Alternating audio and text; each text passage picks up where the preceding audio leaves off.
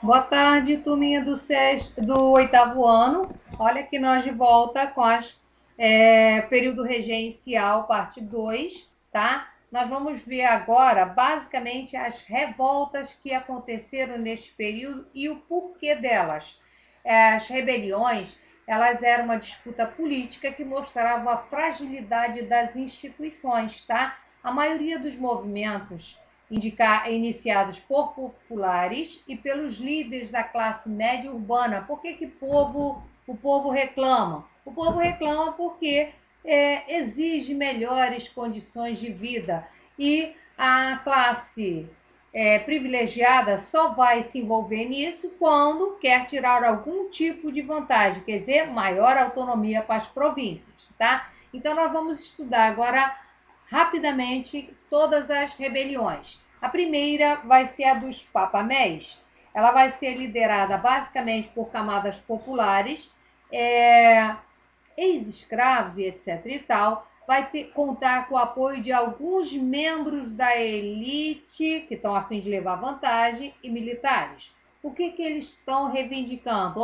Melhores condições de vida, povão, redução de imposto, classes da elite. Então, essa rebelião vai acontecer em 1834 e esse movimento foi duramente reprimido pelo presidente da província de Pernambuco, tá? E, logicamente, que a camada popular se lascou e a elite pulou fora. Em 1835, com o fim do movimento, o governo ofereceu anistia aos revoltosos, que foram obrigados a se submeter às decisões do governo de Pernambuco. Tá? Aí nós passamos para a próxima revolta. A próxima revolta vai ser a revolta dos malês. Quem são os malês? Afrodescendentes e africanos. O que eles queriam? Eles queriam a abolição da escravidão, queriam acabar com a escravidão e os que já eram livres, eles queriam melhores condições de vida. A Revolta Malês foi um movimento que já vinha acontecendo desde 1800 mas só que eram movimentos isolados que eram facilmente contornados. Só em 1835, já durante o período regencial, é que foi duramente reprimido. Logicamente que a maior parte dos líderes foram presos e condenados à morte, ao enforcamento, tá? A outra revolta será a Sabinada. A Sabinada também vai acontecer na Bahia e vai ser liderada pelo médico e jornalista Francisco Sabino, daí o nome. Tá? O que eles queriam? Eles queriam a proclamação da República, uma república baiense. A ideia deles era o seguinte: proclamar a república só enquanto Dom Pedro não fosse coroado imperador. Depois eles pensavam em devolver o governo para Dom Pedro. O que eles reclamavam? Vejam bem, vai ser uma revolta da classe média, tá? E não da classe popular. O que eles reclamavam? Eles reclamavam, primeiro, o pagamento e o aumento do soldo. Isso quer dizer, soldo é pagamento de militares, tá? Eles reclamavam também porque havia uma ideia, um boato, de que os jovens baianos seriam convocados à força para compor o exército imperial na Guerra dos Farrapos. Então, o que a classe média não queria era, de maneira nenhuma, ser obrigado a participar da Guerra dos Farrapos. Ainda mais que eles não viam o Brasil como um todo, e sim como regiões. Então a Bahia não tinha nada a ver com o Rio Grande do Sul, segundo o pensamento da época, tá? A próxima revolta que nós vamos ver aconteceu no Maranhão e no Piauí, tá? Vai expressar os diferentes interesses de dois grupos, tá? Primeiro, no sul do Maranhão e no Piauí, o movimento foi político entre conservadores e liberais. O que eles queriam? Disputa política, assumir o poder. Já no leste do Maranhão, o levante foi organizado por populares. O que eles queriam? Balaiados vêm de balaios, aqueles que trazem cestos com mercadoria, tá? Então, os pobres queriam o quê? Melhores condições de vida, tá? Logicamente, todas as revoltas vão acabar da mesma maneira. Os mais pobres, os líderes do movimento, serão presos e condenados à morte, de forma bem exemplar, para que não dê ideia para continuar. O próximo movimento será a cabanagem. A cabanagem vai acontecer na região do Pará, tá? Cabanos pobres que viviam às margens de rios. Só que esse movimento começa liderado por pobres, e aí os fazendeiros da região perceberam que podiam tirar vantagem. Eles queriam o quê? Maior autonomia, escolher o presidente da província, etc. e tal. Por isso, eles começam a apoiar os cabanos. Só que durante o movimento, eles perceberam que não ia dar muito certo, porque os cabanos, olha só, não se esqueça que pobre é sempre a maioria, tá?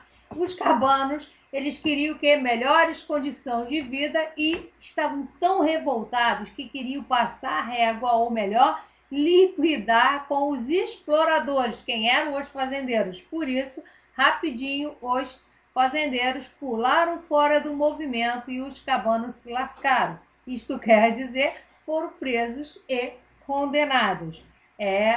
A elite pulou fora e foi anistiada no processo, e os líderes pobres realmente pagaram a conta. Alguém tem que pagar.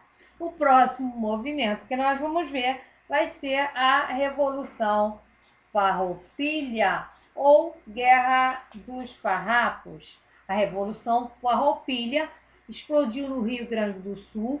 Foi a mais longa revolta brasileira, porque durou 10 anos. Começou na primeira regência, tá? E só foi terminada com a interferência já do imperador Dom Pedro II, 10 anos depois, tá? Entre as principais causas do problema eram econômicos. As classes dominantes gaúchas queriam o quê? Eles queriam que o governo imperial protegesse os produtores gaúchos da concorrência dos produtos estrangeiros. Porque o que estava acontecendo era o seguinte: o charque uruguaio e argentino era vendido nas províncias brasileiras por um preço muito mais barato que o charque rio-grandense, charque mesmo que carne seca, tá? Então, com isso, os fazendeiros do sul, tá, começam a questionar isso, tá? Outro problema era os fazendeiros do Sul queriam escolher para o Rio Grande do Sul o presidente da província. Tinha que ser um gaúcho, só que quem estava comandando lá era um cara do Rio de Janeiro, que não entendia nada de charque, de Rio Grande do Sul, dos problemas locais. Por isso aconteceu a Guerra dos Farrapos, que só vai ser contornada quando já Dom Pedro II, como imperador, envia para o Rio Grande do Sul Luiz Alves de Lima e Silva, que posteriormente vai ser agraciado com o título de Duque de Caxias, um título de nobreza que ele recebe do imperador por conta desse feito, tá? E ele consegue acabar com a Guerra dos Farrapos. De que maneira? Primeiro combatendo os farroupilhas e posteriormente procurando fazer um acordo com os líderes farroupilhas. Vejam que o procedimento vai ser diferente.